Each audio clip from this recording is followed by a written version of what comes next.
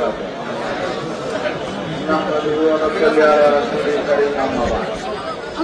ইসলামী আন্দোলন বাংলাদেশ কুড়িগ্রাম জেলা কর্তৃক আয়োজিত আজকের এই বিশাল গণসমাবেশের সংগ্রামী সভাপতি, আজকের এই গণসমাবেশের প্রধান অতিথি,